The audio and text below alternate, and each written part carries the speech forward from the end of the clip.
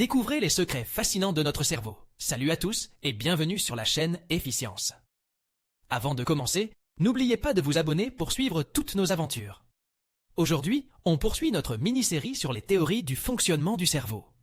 La totale indépendance de trois cerveaux distincts est aujourd'hui rejetée par de nombreux scientifiques, qui considèrent plutôt les aires cérébrales comme des ensembles en interaction. Jean-Didier Vincent, dans son livre « La biologie des passions », préfère le modèle d'état central fluctuant. Mais cela n'empêche pas la théorie paléontologique et évolutive d'être justifiée. Le cerveau humain est le résultat de périodes de céphalisation successives. Vous avez peut-être entendu parler de la latéralisation, un concept parent de la théorie du cerveau triunique. La question de l'asymétrie cérébrale fait l'objet de nombreuses controverses dans la communauté scientifique. Malgré tout, ce thème connaît une grande célébrité auprès du grand public.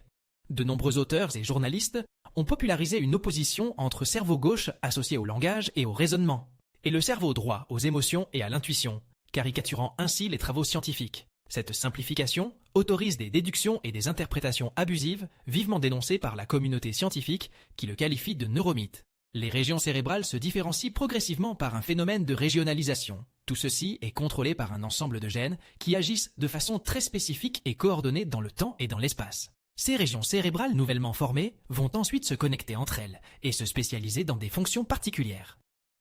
Les connexions de notre cerveau sont dynamiques et évoluent constamment pour intégrer nos expériences de vie et nos apprentissages. S'il existe des périodes critiques de plasticité cérébrale pendant l'enfance, notre cerveau reste plastique même à l'âge adulte. Merci pour la disponibilité de votre cerveau accordée à nos vidéos et n'oubliez pas de poursuivre la visualisation de notre mini-série sur notre plus fascinant organe. Laissez-nous un pouce bleu et on vous dit à bientôt sur Efficience.